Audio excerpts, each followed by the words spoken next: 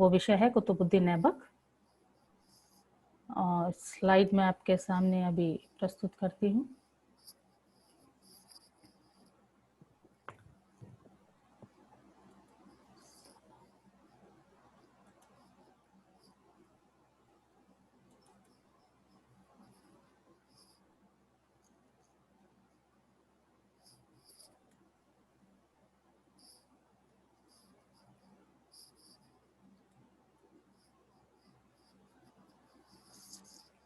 जब भी हम दिल्ली सल्तनत की बात करते हैं तो आरंभ हम कुतुबुद्दीन ऐबक से लेकर चलते हैं, क्योंकि गौरी की मृत्यु हो चुकी थी और उसको टाइम नहीं मिला था हिंदुस्तान पे राज करने का।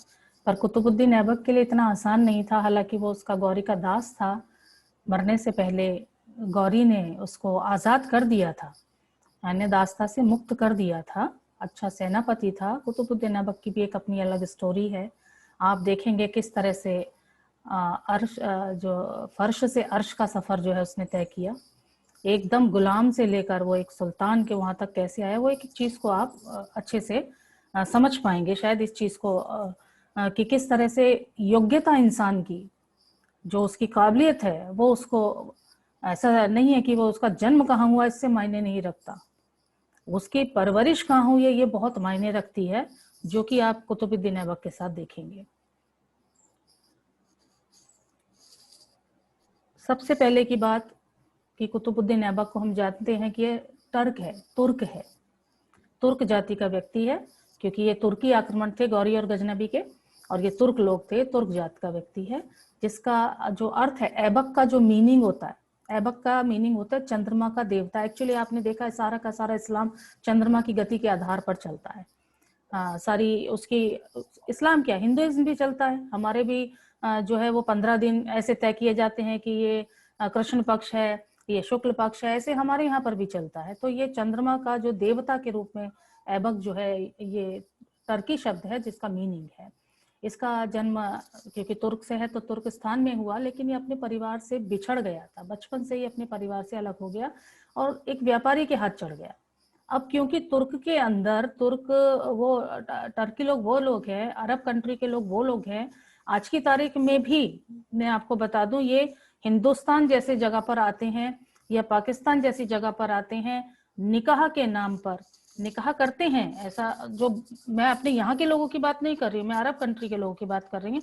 और वो बच्ची को ले जाते हैं, वो जाके घर के काम करती है, वो सब कई सारी चीजें, कई लोग अच्छे रूप में भी जाते हैं, कई लोग बुरे रूप में जाते हैं। तो ये अरब कंट्री का एक ट्रेंड था, एक कि दूसरे देश से लड़ाई करके आओ और वहां से जो लोगों को लेकर आओ तो उन्हें बेचना दास के रूप में, घर के काम काज के लिए, या सेना है तो सेना के अंदर एक सैनिक काम के लिए। तो ठीक इसी तरह से इसको भी बेच दिया गया, क्योंकि ये बचपन से अपने परिवार से अलग हो गया था। इसको निशापुर में लाया गया, उस बाजार में से बेचा गया, जहां पर इसको एक काजी फखरुद्दीन अजीज कूफी, इमाम अबू हनीफ के वंशज हैं ये, और इन्होंने इनको खरीद लिया।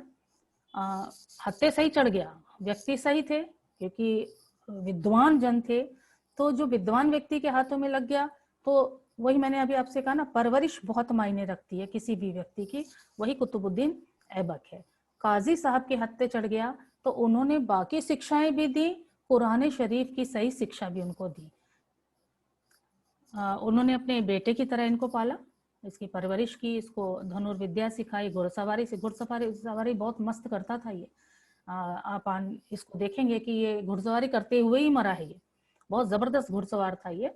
घुड़सवारी उन्होंने सिखाई, धनुर्विद्या उन्होंने सिखाई, और जो उनको कुरान पढ़ना सिखाया, कुतुबुद्दीन ऐबक इतना सुरीला कुरान पढ़ता था कि वो कुरान खान के नाम से मशहूर हो गया। कुरान का पाठ करने वाला ऐसा व्यक्ति था, बहुत सुरीले शब्दों वाला व्यक्ति था, वो कुरान खान के नाम से प्रसिद्ध हो गया।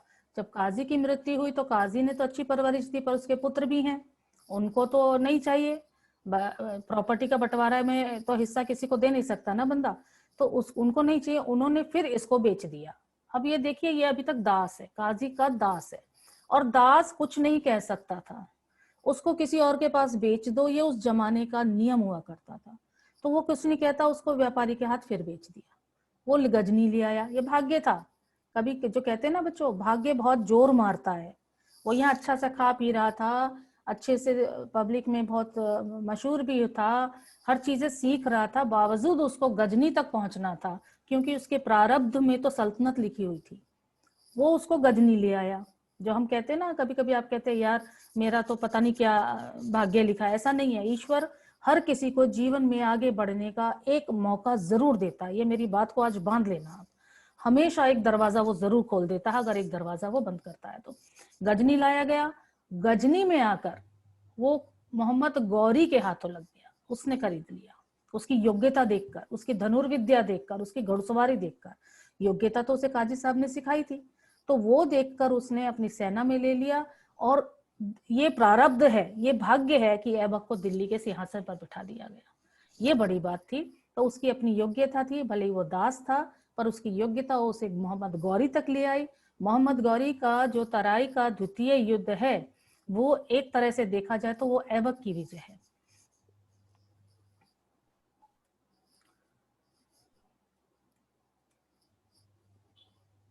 बुद्धिमानी, ईमानदारी, स्वामी भक्ति। हमारे यहाँ पर एक कहावत है ना बच्चों, हाथ का सच्चा कभी मार नहीं खाता। ये बहुत बड़ी कहावत है। कहते हैं ना, हमारे यहाँ कहते हैं गांठ का पक्का, हाथ का सच्चा। ऐसा व्यक्ति होगा वो कभी भविष्य में किसी के हाथों नहीं चढ़ सकता, वो मार नहीं खाता किसी जगह। ईमानदारी बहुत मायने रखती है आपकी। स्वामी भक्ति तो कूट कूट कर भरी हुई थी, गौरी के प्रति इतनी कूट के भरी थी कि गौरी उस पर अंधा विश्वास करने लगा था। तभी तो गौरी ने उसको अपना सक्सेसर बना दिया, अपना उत्तराधिकारी बना दिया। अपने मरने से पहले उसे दास्ता से उसकी योग्यता देखते हुए उसको मुक्त कर दिया। उसके इतने सारे काम थे जिसको देखकर उसने उसको अस्तबल का प्रधान बना दिया, अमीर आखूर बना दिया। ये बहुत बड़ी बात थी। इतने सारे गौरी के तुर्क सरदार बैठे हुए थे, उसके बावजूद ऐबक को अस्तबल का प्रधान बनाना। अस्तबल बहुत मायने रखता था क्योंकि यही सेना का आधार होता था, तो इसलिए उसका प्रधान उसको बना दिया। यानी अब पदवियां उसके भाग्य के अंदर प्रवेश करने लगी। इस पे रहते हुए उसने गौर, बमियान, गजनी, कई सारे युद्धों में सुल्तान का साथ दिया और बहुत सफलता भी प्राप्त की। 1192 में ऐबक ने तराई के युद्ध में बहुत गौरी का साथ दिया, नहीं तो उसका हश्र शायद वास्तव में फिर वैसा ही होता जैसे 91 में हुआ था। पर यहाँ पर उसने बहुत साथ दिया और यहाँ से वो गौरी की निगाहों में चढ़ गया। तराई के दूसरे युद्ध के बाद मोहम्मद गौरी ने ऐबक को भारतीय प्रदेशों का सूबेदार नियुक्त कर दिया। यहाँ उसको औहदा मिलना शुरू हो गया, जो अब तक एक दास था। उसके बाद भी उसको साम्राज्य के अंदर औहदा मिलना शुरू हो गया। लेकिन अभी भी गौरी के अंदर क्या बात थी, उसके अंदर कहीं अहम नहीं था, उसके अंदर कोई सरदार वाली भावना नहीं थी। उसका केवल एक ही मकसद था कि जो ऐबक के अंदर कोई इस तरह की बात नहीं थी, और उसका केवल एक ही मकसद था कि गौरी के जो योजनाएं हैं भारत विजय की, उसको ही करना है पूरा। उसका बस इतना ही मकसद था, क्योंकि अभी भी वो स्वामी भक्ति, अभी भी वो दास्ता वाली बात पर अभी भी उसके दिमाग में वो सारी चीजें थी, क्योंकि वो दास था अभी तक। उसके बाद जो है गौरी ने 1205 के अंदर इसको दास्ता से मुक्त किया। उसके वापस जाने के बाद गौरी के वापस गजनी जाने के बाद ऐबक ने अजमेर और मेरठ, यही अपना मेरठ के स्थानों के जो विद्रोह थे इसको दबाया। 1194 में जब जयचंद्र राठौर से चांदवाड़ा का युद्ध हुआ तो उसमें ऐबक की भूमिका बहुत अहम थी। एग्जैक्टली वो युद्ध ही ऐबक का था, ऐबक की बहुत बड़ी भूमिका थी उसके अंदर। 1197 में ऐबक ने गुजरात की राजधानी अनिलवाड़ा, याद करिए अनिलवाड़ा गौरी नहीं जीत पाया था। अनिलवाड़ा में गौरी को 2 बार डिफीट का सामना करना पड़ा था, पर ऐबक ने जो भीमदेव था, भीमदेव सेकंड है, इसको बुरी तरह से परास्त किया और खूब लूटा अनिलवाड़ा को। गुजरात क्योंकि बहुत कामयाब क्षेत्र है, बिजनेस है, आप आज भी देख रहे हैं गुजरात के आड़ती पूरे विश्व में मशहूर होते हैं, तो बिजनेस बहुत जबरदस्त है, पैसा बहुत है, अच्छा स्टेट रहा है, तो उसको खूब लूटा उसने। फिर 1202 में उसने बुंदेलखंड का जो राजा था परमार्दी, उसको भी परास्त किया। कालिंजर, महोबा, खजुराहो, इन सबको उसने विजय किया। 1205 में ये जो खोखर थे, इन्होंने बहुत उत्पात मचा रखा था। ये खोखर लोग जो जंगली जनजातीय लोग थे, ये आने जाने में रास्तों में बहुत परेशान करते थे टर्की सेना को। क्लास तो इसलिए जो है इन्होंने खोखरों, मैं काट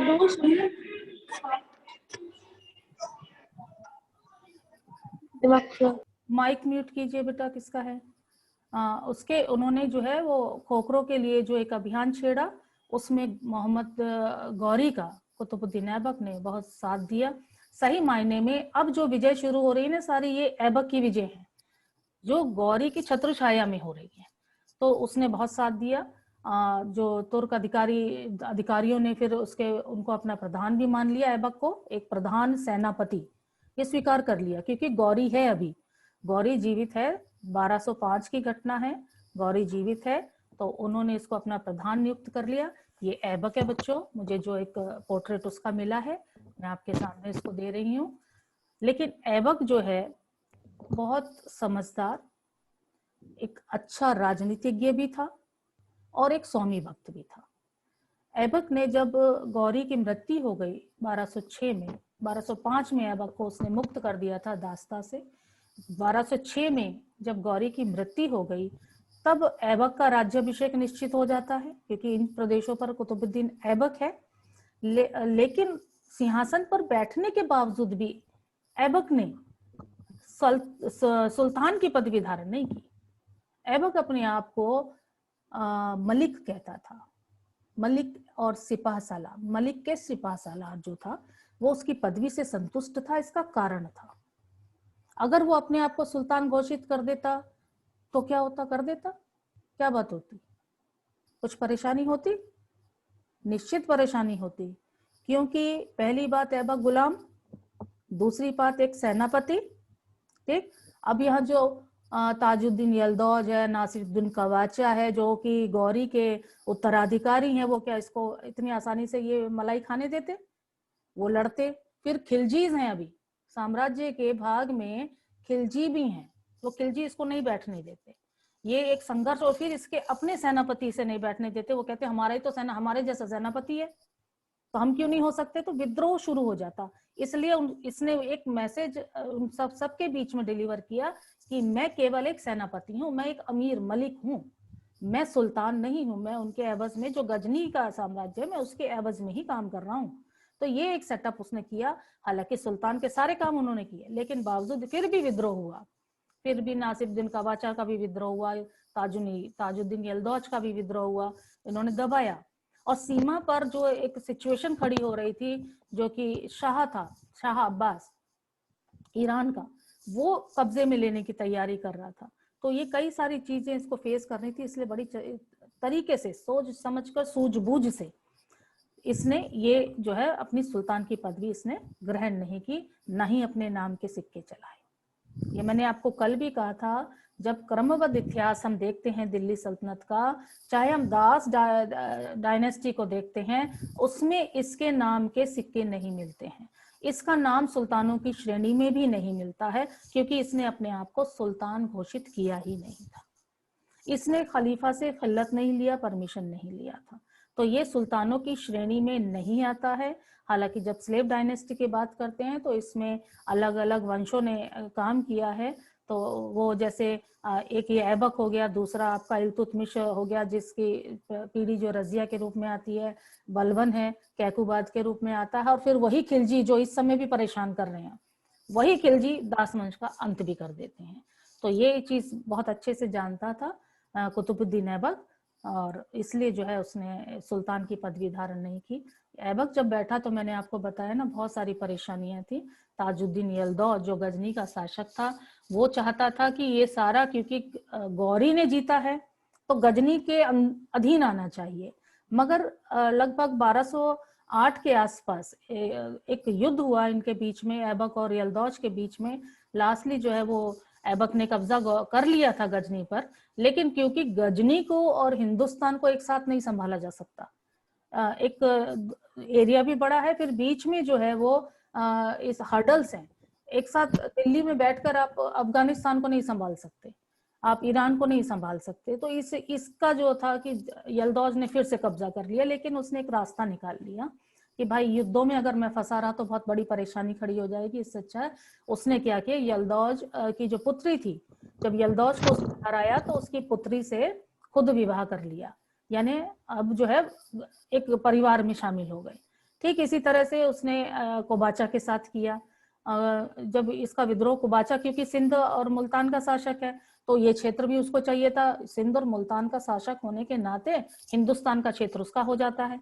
तो अब यहाँ क्या करे, हालांकि कुबाचा से उसका बहुत बड़ा युद्ध नहीं हुआ, लेकिन उसने क्या किया, वैवाहिक संबंधों के द्वारा यलदौर और कुबाचा के साथ अपने संबंधों को अच्छा करने का प्रयास किया, और टिका भी रहा। वो उसने बहन का विवाह कर दिया उससे, तो ये इस चीज में टिका भी रहा काफी हद तक।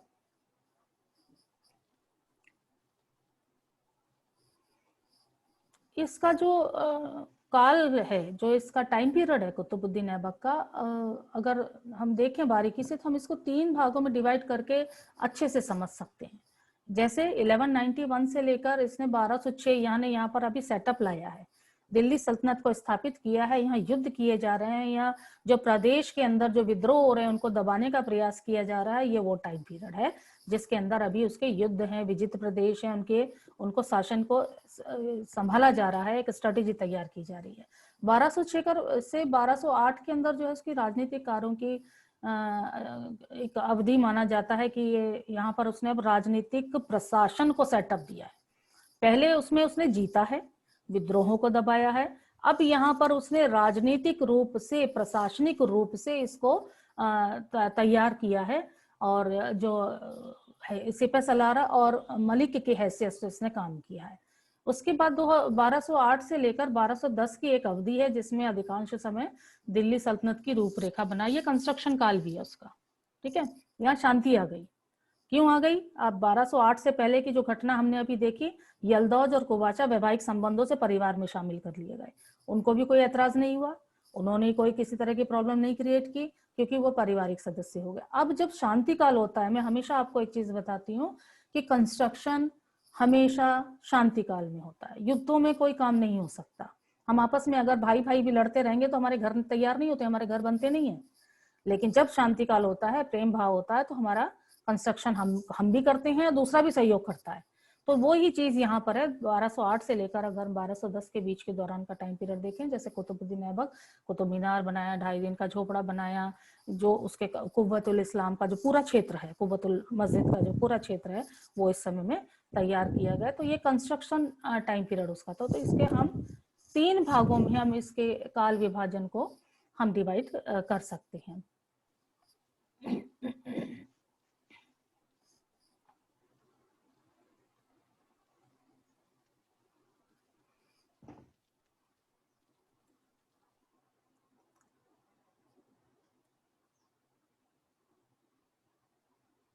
ठीक है, तो ये हमारा 3 भागों में इसका कंस्ट्रक्शन का टाइम पीरियड, इसका टाइम पीरियड हो गया।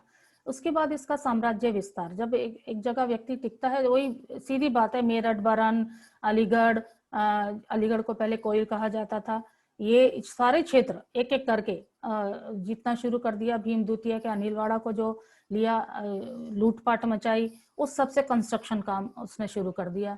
अब पृथ्वीराज का जब पृथ्वीराज चौहान हार गया, तो पृथ्वीराज चौहान के हारने के बाद डायरेक्ट सत्ता अभी गौरी के हाथ में नहीं, ऐबक के हाथ में नहीं है, क्योंकि मोहम्मद गौरी ने ही पृथ्वीराज के पुत्र को बिठा दिया था। तो इसलिए अगर ध्यान से देखें तो बाद में ये चौहानों का गढ़ बन गया पूरा।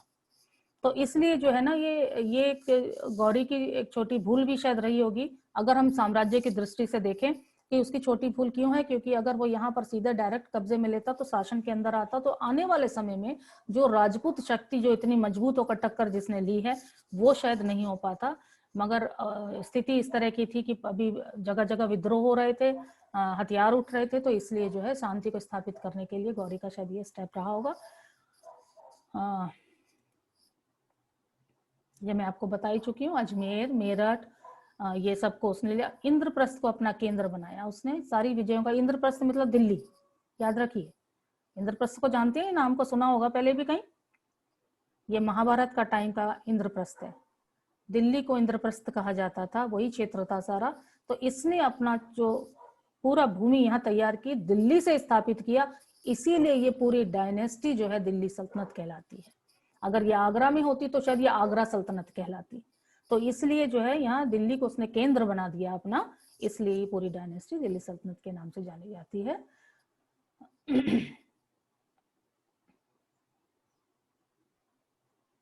सारा इसका ये है, अजमेर, मेरठ, झांसी, ये सब उसने जीता। और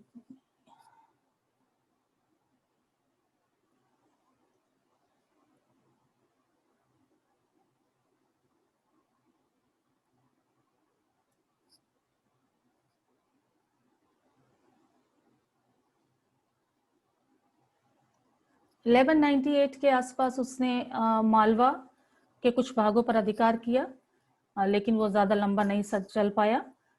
उसके हाथ से मालवा जाता रहा। बनारस पर उसने अधिकार किया। उसके बाद चंदेल का परमार्दी मैं आपको बता ही चुकी हूँ, महोबा पर बता चुकी हूँ। महोबा पर राहिल देव बर्मन का राज्य था, उसको उसने परास्त किया। और यहाँ पर एक विशाल सूर्य मंदिर था जिसको ऐबक ने ध्वस्त किया, पूरी तरह से उसको नष्ट किया। यहाँ जितने भी ऐबक के टाइम का जो कंस्ट्रक्शन है ना बेटा, वो सारा किसी न किसी मंदिर के ऊपर स्थापित है। एक केवल कुतुब मीनार को छोड़ दीजिए आप, तो बाकी कोई ना कोई जो है वो किसी न किसी मंदिर के ऊपर स्थापित किया गया। खजुराहो की स्थिति, उसका अधिकार मजबूत किया उसने अपना। उसका जो सहयोगी था बख्तियार खिलजी, ये बाद में बड़ा खतरनाक साबित हुआ ऐबक और दास वंश के लिए। बख्तियार खिलजी ने बंगाल और बिहार पर अधिकार किया, जबकि ऐबक ने, कुतुबुद्दीन ऐबक ने दिल्ली और दिल्ली के आसपास के क्षेत्रों में अधिकार किया, जैसे बरन है, मेरठ है, कोयल है, इन पर अधिकार उसने किया। तो ये दो भागों में बटी हुई सेना थी जिसने किया। ऐबक के बारे में एक और चीज है बच्चों, ये बहुत दानशील था। उसकी उदारता, उसकी दानी प्रवृत्ति के कारण ही उसे लाख बख्श कहा जाता है। ये क्वेश्चन आता है, लाख बख्श किसके लिए इस्तेमाल किया जाने वाला शब्द है, याद रखिएगा। ये जो है जो कुरान खान, कुरान की को सुरीले स्वर में गाने के लिए और अपनी उदारता की प्रवृत्ति के कारण ये लाख बख्श यानी लाखों को दान करने वाला, लाखों को डोनेट करने वाला व्यक्ति था। मिन्हाज ने उसकी दानशीलता को जो है ना, हातिम ताई आपने नाम सुना होगा, इसको हातिम द्वितीय बोला उसने, लोगों की सेवा करने वाला। हातिम ताई कौन है? मुसीबत में जब कोई फंस जाता है तो उसकी सेवा करने वाला, उसकी मदद करने वाला। ठीक उसी तरह से इसको हातिम द्वितीय का नाम दिया है, जो मिन्हास उससे राज उसने। फरिश्ता के यात्री के अनुसार उसकी दानशील की जो ऐबक की उपाधि ही दानशीलता की वजह से उसको मिली है। मैंने कहा ना चंद्रमा का के से ली जाती है उपमा, तो वो ऐबक की उपाधि भी उसकी दानशीलता के कारण आई हुई है। क्योंकि उसको कुरान बहुत अच्छे से कंठस्थ थी, तो कुरान खान भी कहलाता था। साहित्य और के प्रति उसकी दिलचस्पी उसकी जरूर थी, क्योंकि उस हसन निजामी और फख्र मुदब्बिर उसके दरबार में होना अपने आप में साबित करता है कि साहित्य के प्रति उसका रुझान था। और हसन निजामी ने तो ताजुल मासिर नाम के ग्रंथ की रचना भी की है। जो हमें ऐबक के बारे में जानकारी इतनी मिल रही है, वो कहीं ना कहीं इन्हीं साहित्यकारों की कृति से मिल रही है, और उसके कंस्ट्रक्शन जो उसने दिल्ली के अंदर कंस्ट्रक्शन किया, ये उससे प्राप्त हो रही है।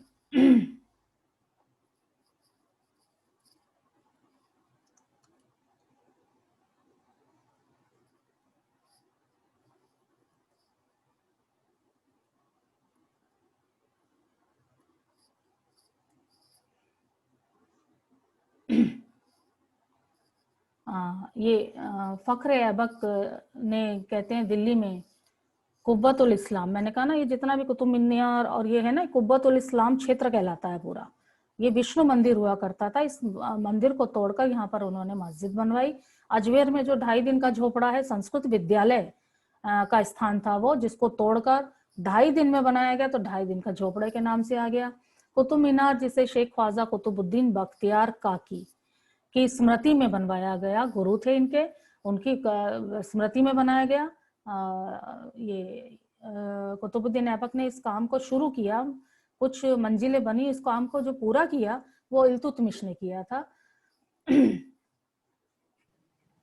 ये कहा जाता था कि कुतुबुद्दीन ऐबक का जो बाद का तीसरा काल है, जो उसका 1208 से लेकर 1210 का टाइम पीरियड है, वो इतना अच्छे से सेटअप हो चुका था प्रशासन, इतने अच्छे से व्यवस्थित प्रशासन था कि कहा जाता बकरी और शेर एक ही घाट पर पानी पीते थे, यानी शेर से बकरी को डर नहीं था।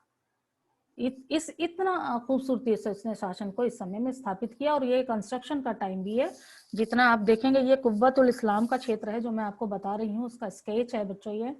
ये पूरा इस इतने एरिया के अंदर पूरा ये कुतुब मीनार है, अलाई दरवाजा, अलाई मीनार, ये सब इसी क्षेत्र के अंदर स्थापित है, जिसको कि बहुत ही अच्छे तरीके से कुतुबुद्दीन ऐबक ने इसको स्थापित किया था, यानी उसका जो आर्किटेक्ट था वो काफी सही था उस समय में।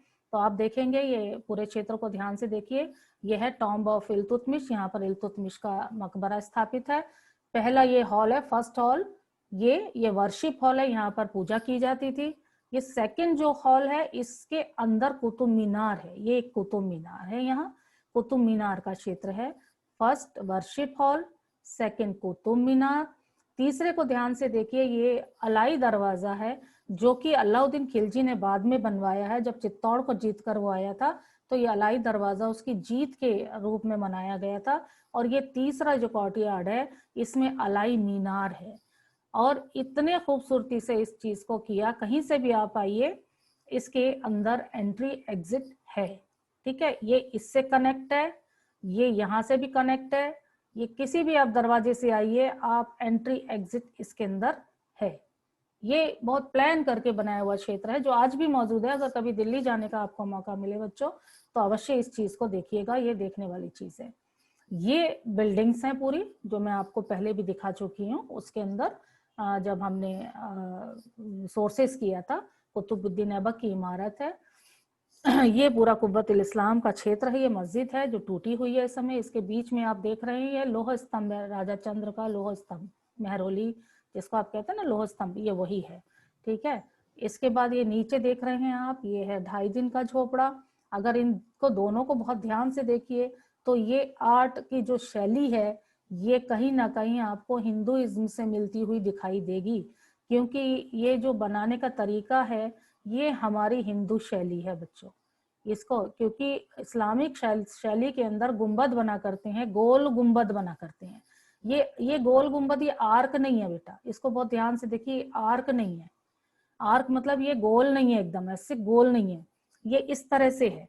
ये हमारी मंदिर परंपरा की शैली है बच्चों, जो हमारे बना करते हैं, ये हिंदू जो बना करते हैं हिंदुस्तान के, ये वही शैली है। तो इसका मतलब अभी जो है इनकी इस्लामिक शैली डेवलप नहीं करी है। इसलिए हम कह सकते हैं कि यहाँ पर जिन चीजों का जिक्र आ रहा है कि 2.5 दिन में संस्कृत विद्यालय था, तो ये हमें दिखाई देता है। इसको हम ध्यान से देखें तो हमें ये चीज दिखाई देती है। अब आपको मैं यहाँ दिखाऊंगी, यहाँ दिल्ली में आ जाइए, कुव्वतुल इस्लाम का जो क्षेत्र है, ये ध्यान से देखिए। देखो दोनों के आर्क में आपको फर्क लगेगा। मुझे ये फ्रंट वाला मिलेगा तो मैं आपको आगे इसको जरूर दिखाऊंगी।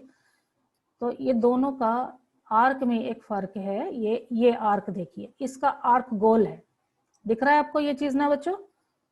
मेरा कर्सर दिख रहा है?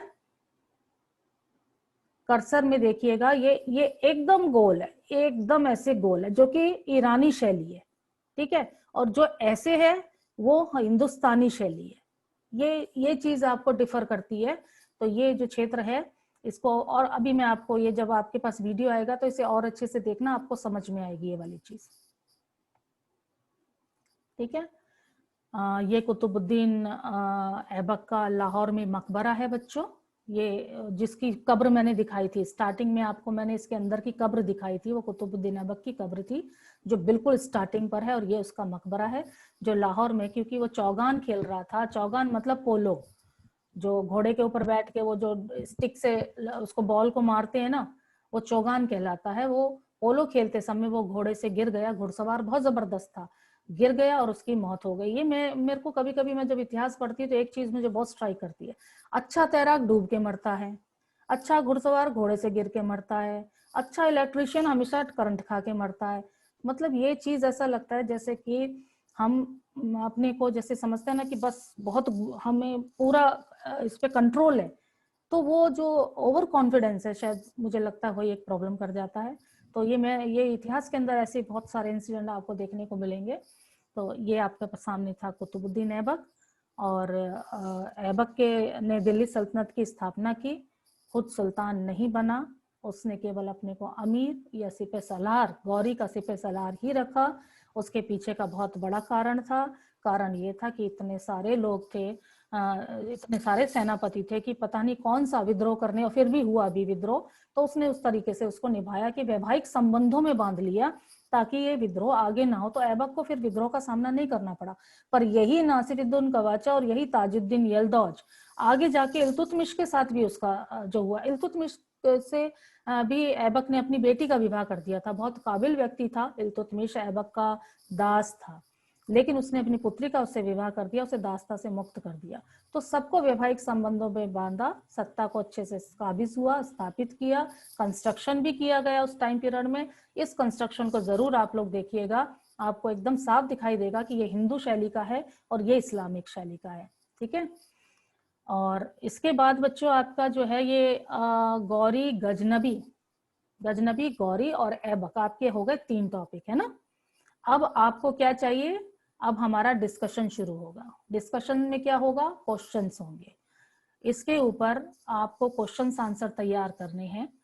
ठीक है। हमारा जो मेन है, हमारा कुतुबुद्दीन ऐबक है, कुतुबुद्दीन ऐबक के ऊपर एक लॉन्ग क्वेश्चन आप तैयार करिए। क्या कुतुबुद्दीन ऐबक दिल्ली सल्तनत का वास्तविक संस्थापक था? ठीक है। बाकी मैं व्हाट्सएप पे भी इसको भेज दूंगी। मुझे इस प्रश्न का उत्तर आप इस आधार पर दे दीजिए जो इसके अंदर है। ठीक, क्या वो दिल्ली सल्तनत का वास्तविक सुल्तान था? ठीक है। और कुछ बात पूछनी हो तो, क्योंकि ना इसमें टाइम बहुत कम होता है बच्चों, इसलिए मैं समझती हूँ कि आपको व्हाट्सएप पे आप मुझे ऑडियो वीडियो ऐसे करके भेज सकते हो।